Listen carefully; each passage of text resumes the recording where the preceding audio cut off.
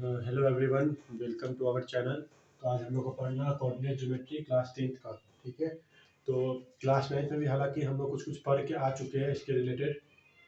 तो आज हम लोग पढ़ेंगे क्लास 10th के बारे में कोऑर्डिनेट ज्योमेट्री। साइंस की वीडियो आपकी लाइट तक आई थी, उसके बाद वीडियो मैं नहीं बना रहा हूँ। लाइट चैप्टर तक वीडियो आई थी, उसके बाद वीडियो नहीं बना रहा हूँ। तो उसके बाद हमारा चैप्टर है क्या, पहला चैप्टर है सोर्सेस ऑफ एनर्जी। इसके बाद का मैं बता रहा हूँ sources of energy, left chapter जो है इन्वायरमेंट, और थर्ड है ह्यूमन आई। ये 3 चैप्टर लेफ्ट है।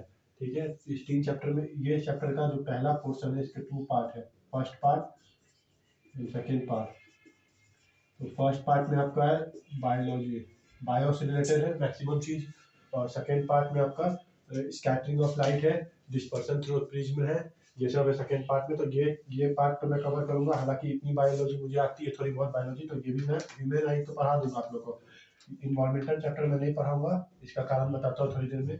और ये आपका हुआ सोर्सेस ऑफ एनर्जी। ये भी चैप्टर आपका हालांकि थ्योरेटिकल चैप्टर है, लेकिन इसमें पढ़ने के लिए बहुत सारी चीज है, बहुत सारी चीज मैं अपने एक्सपीरियंस से बताऊंगा, क्योंकि जिसको आगे इंजीनियरिंग करना है उसके लिए बहुत हेल्पफुल चैप्टर हो जाता है ये सोर्सेस ऑफ एनर्जी। इसमें रियल लाइफ से रिलेटेड मैं जितना भी मुझे एक्सपीरियंस है, जितना भी मेरे को नॉलेज है, उससे रिलेटेड मैं बहुत सारी चीज इसमें पढ़ाऊंगा। ठीक है, तो ये भी चैप्टर को मैं बहुत अच्छे से कवर करूंगा। ये दोनों चैप्टर तो मैं पढ़ा दूंगा, लेकिन ये चैप्टर मैं नहीं पढ़ाऊंगा। इस चैप्टर को आपको खुद से पढ़ना है, खुद से रीडिंग देना है। रीडिंग वाली चैप्टर है, एक बार रीड करोगे एनसीईआरटी को, बहुत अच्छे से चैप्टर कवर हो जाएगा, इन्वायरमेंट वाला चैप्टर। ठीक है, तो अभी हम लोग को देखना कोऑर्डिनेट ज्योमेट्री। इसको मैं अरेंज कर देता हूँ। कोऑर्डिनेट ज्योमेट्री अभी हम लोग को मेन फोकस है हम लोग का। तो कोऑर्डिनेट ज्योमेट्री में हम 9th में पढ़ के आ चुके हैं कुछ कुछ टर्मिनोलॉजी। एक्स कोऑर्डिनेट क्या होता है, वाई कोऑर्डिनेट क्या होता है, एक्सिसा क्या होता है, ऑर्डिनेट क्या होता है, ये सब हम लोग पढ़ के आ चुके हैं। एक बार मैंने तो अपने वीडियो में नहीं कवर कराया है, हालांकि आप लोग सब 10th पढ़ रहे हो तो 9th पास हो गए तभी तो 10th में आया हो, तो आप लोग ये पढ़ चुके होंगे कहीं ना कहीं से। मैं भी जब अपना वीडियो बनाऊंगा 9th का तो बहुत अच्छे से कवर करूंगा ये सब चीज। तो एब्सिसा तो आप लोग जहाँ तक पता होगा आप लोग को, एब्सिसा एक्स कोऑर्डिनेट को एब्सिसा बोलते हैं। इसका डेफिनेशन होता है वाई कोऑर्डिनेट से distance, distance from y coordinate, sorry y axis, इसको बोलते हैं एक्सिस, वाई एक्सिस। ये हुआ एक्स एक्सिस। ठीक है, तो वाई एक्सिस से जितना डिस्टेंस हुआ उसको बोलते हैं एक्स कोऑर्डिनेट और एब्सिसा। जैसे ये बी पॉइंट का डिस्टेंस वाई एक्सिस से बी पॉइंट का डिस्टेंस है मान लो एक्स। ठीक है, तो इसका कोऑर्डिनेट क्या हो गया, एक्स कॉमा जीरो।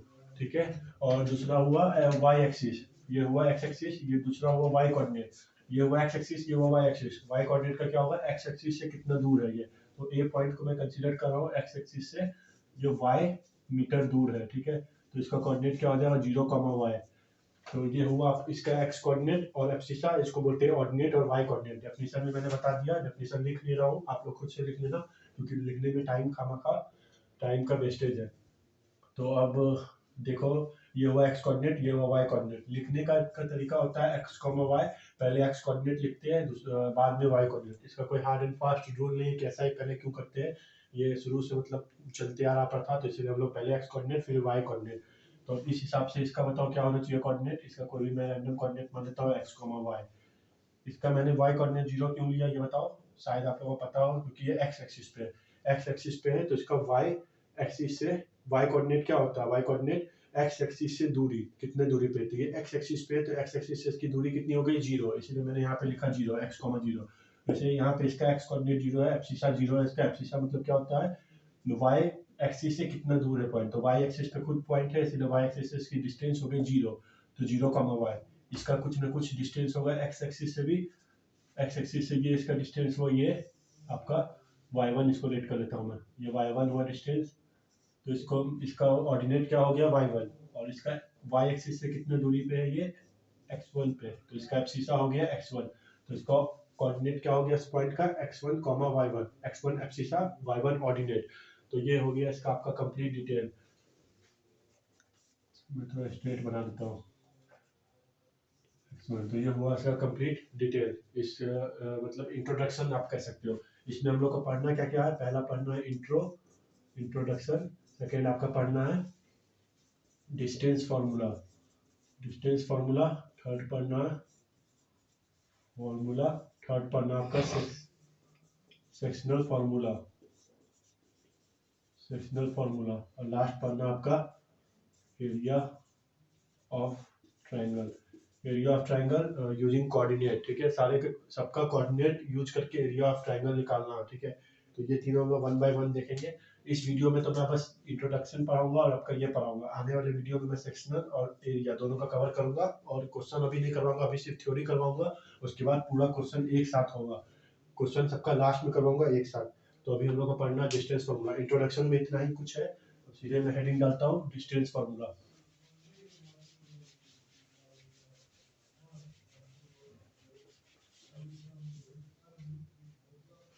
तो आपकी हेडिंग है डिस्टेंस फार्मूला, डिस्टेंस फार्मूला। तो डिस्टेंस फार्मूला को मैं प्रूफ करूंगा। डिस्टेंस फार्मूला को मैं प्रूफ करूंगा कैसे, हालांकि आप लोगों को पता होगा प्रूफ, लेकिन फिर भी मैं कर देता हूँ यहाँ पे।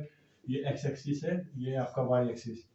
तो एक्स एक्सिस पे कोई पॉइंट ले लेता हूँ मैं यहाँ पे, अच्छे से मैं डायग्राम बना देता हूँ पहले।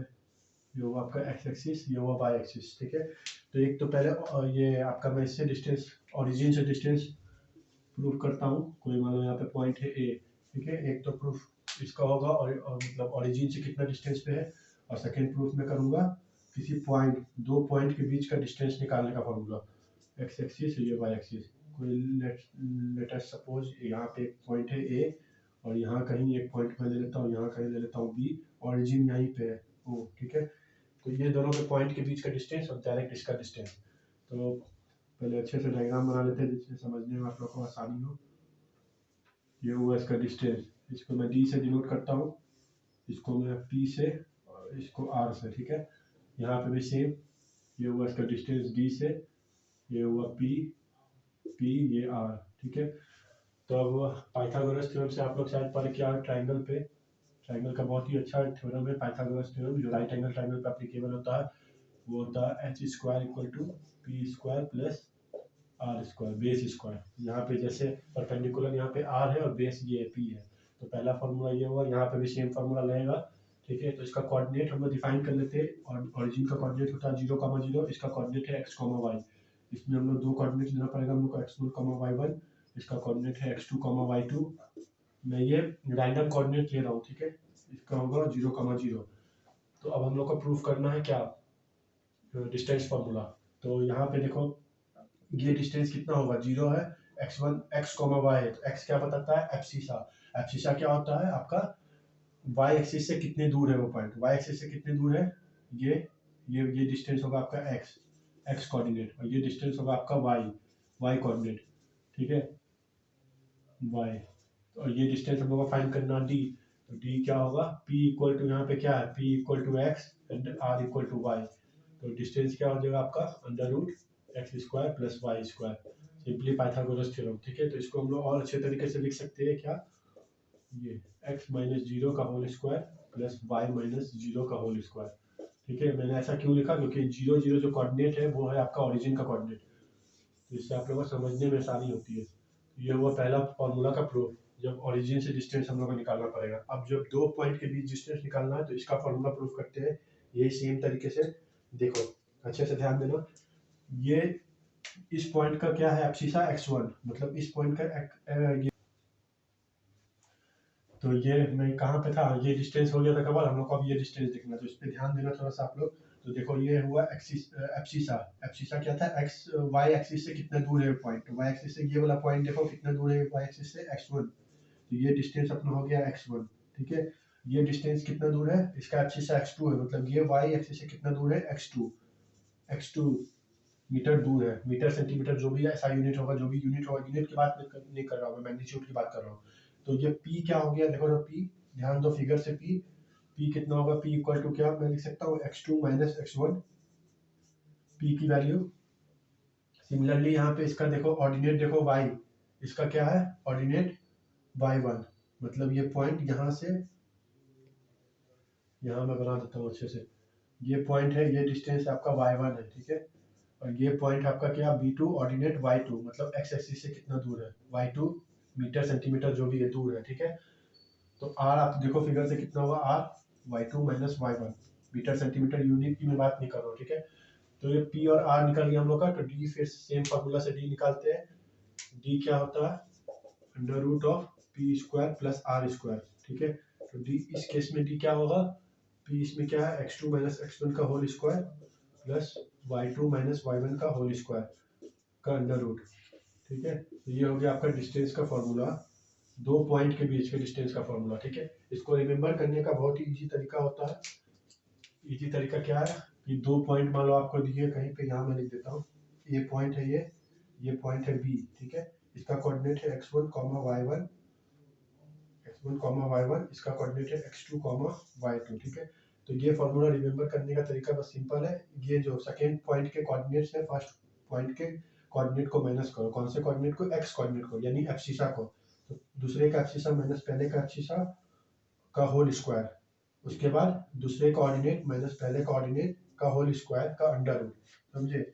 डी, डी को क्या लिखोगे, दूसरे का एब्सिसा माइनस पहले का एब्सिसा का होल स्क्वायर प्लस दूसरे कोऑर्डिनेट माइनस पहले कोऑर्डिनेट का होल स्क्वायर और सबका अंडर रूट, ठीक है। ये याद रखने का तरीका है डिस्टेंस फार्मूला। इस पे क्वेश्चन मैं लास्ट में करवाऊंगा एक ही बार जब क्वेश्चन कैसे लिया जाएगा। हालांकि जैसे आप लोग पढ़ते हो मेरे चैनल से तो आपको पता होगा कि मैं सब क्वेश्चन एक साथ करवाता हूँ, जिससे आप लोग का थिंकिंग एबिलिटी बढ़े और आप लोग को रिमेम्बर करने की पावर रहे। अभी तुरंत मैं फार्मूला लिखवाया, तुरंत क्वेश्चन दे दूंगा तो कोई भी बना लेंगे। लास्ट में क्वेश्चन करने से आपको सब चैप्टर का फार्मूला याद रखने की कैपेबिलिटी बढ़ती है और रिटेनिंग पावर बढ़ता है ब्रेन का। तो ये हो गया आपका फार्मूला। इस पे क्वेश्चन करवाऊंगा, टेंशन मत लो, सिंपल सिंपल क्वेश्चन आते हैं। मैं अच्छे अच्छे क्वेश्चन भी करवाऊंगा, सिंपल क्वेश्चन तो कराऊंगा ही। ये फार्मूला आई होप आप लोग नोट कर लिए होंगे। तो अब अगला हम लोग चैप्टर पढ़ेंगे सीधे सेक्शनल, ठीक है। सेक्शनल में थोड़ा आपको समझा देता हूँ कि सेक्शनल क्या होता है। सेक्शनल फार्मूला कि कोई भी यहाँ पे लाइन है, ठीक है, कोई भी लाइन है वो m/n के रेशियो में बसता है या m/1 के रेशियो में बसता है। दो पॉइंट को जोड़ने वाला एक लाइन होता है, ठीक है। आप लोग लीनियर इक्वेशन, मेरे अगर वीडियो देखोगे linear equation in two variable, उसमें मैं let me erase this one, उसमें मैंने बताया है लीनियर इक्वेशन वाले चैप्टर में, लीनियर इक्वेशन वाले चैप्टर में मैंने क्या बताया है कि दो पॉइंट से बनने वाला लाइन का इक्वेशन मैंने वहाँ डिराइव किया था। मतलब दो पॉइंट अगर रहेंगे तो उससे लाइन बनता है, 3 पॉइंट रहेगा तो उससे एक सर्कल फॉर्म कर सकते हैं। मिनिमम 2 पॉइंट चाहिए एक लाइन बनाने के लिए। तो मान लो कोई भी एक एक्सिस है, दो पॉइंट है ऐसे, तो इससे एक लाइन का इक्वेशन हम लोग फॉर्म कर सकते हैं। इक्वेशन कैसे फॉर्म करते थे आप लोग को याद होगा, x2 minus x1, sorry x2 y2, इसका कोऑर्डिनेट है, इसका कोऑर्डिनेट है x1 y1। लाइन का इक्वेशन आई होप आप लोग को याद होगा, क्या लिखते थे, y से लिखते थे ना, y बराबर mx प्लस सी होता है, mx प्लस सी। तो क्या लिखते थे, y minus y1 equal to m को क्या लिखते थे, y2 minus y1 upon x2 minus x1, यहाँ पे x माइनस x1 प्लस सी। तो ये हुआ आपका, यहाँ पे मैं था, सॉरी, बैकग्राउंड नॉइज को इग्नोर करना, या कोई भी नॉइज आता है तो, और प्लेलिस्ट से हमेशा पढ़ाई किया करो, ठीक है। बैकग्राउंड नॉइज आ जाता है कभी कभी तो उसको इग्नोर करने की कोशिश करना। तो ये आपका क्या था, ये फॉर्मूला बनता था लाइन का इक्वेशन, y1 प्लस सी, ठीक है। सी आप निकाल लेते हो, जब सबकी वैल्यू देती है तो ये सी का वैल्यू फाइंड हो जाता है इजीली, ये इंटरसेप्ट होता है, इसके लिए टेंशन मतलब। मेनली मैं क्या बोलना चाहूँगा, लाइन का इक्वेशन इससे बनता है, 2 पॉइंट से और 3 पॉइंट से सर्कल का इक्वेशन। तो ये लाइन का जो इक्वेशन बना, ये लाइन, ठीक है, यही रेशियो में बटता है m, दो पॉइंट से मिलने वाला लाइन को m/n के रेशियो में या m/1 के रेशियो में कोई point x1 y1, x y किस पॉइंट में कट करती है वो सेक्शनल, ये किस सेक्शन में मतलब कट करती है उसको बोलते हैं हम लोग सेक्शनल फार्मूला, वो हम लोग आगे देखेंगे, ठीक है। तो यहाँ तक का डिस्कशन यही क्लोज करते हैं, वाइंड अप करते हैं इस वीडियो को, इस सेशन को। सेशन अगर अच्छा लगता है तो शेयर किया करो, लाइक किया करो, सब्सक्राइब किया करो चैनल को, और प्लेलिस्ट से पढ़ाई करो, क्योंकि प्लेलिस्ट में आपको रैंडम वीडियो नहीं मिलती है, सब वीडियो आपको सीक्वेंस में मिलती है, तो उससे आप लोग को ईजी होगा पढ़ाई करने में। तो उसमें क्या है आपका कि जैसे जैसे मैं चैप्टर पढ़ाते रहता हूँ वैसे वैसे वीडियो डालते रहता हूँ, तो आपको सब वीडियो सीक्वेंस में रहेगी तो आप लोग को जल्दी समझ में आएगा। ऐसे अगर आप लोग डायरेक्ट वीडियो देखते हो या फिर वीडियोज में जाके देखते हो या चैनल पे जाके वीडियो देखते हो तो रैंडम वीडियो रहती है, तो उसमें आप लोग को पिछले वीडियो का जो कॉन्सेप्ट रहता है वो मिस करने का बहुत ही ज़्यादा चांस रहता है, ठीक है। चलो, thank you so much video देखने के लिए।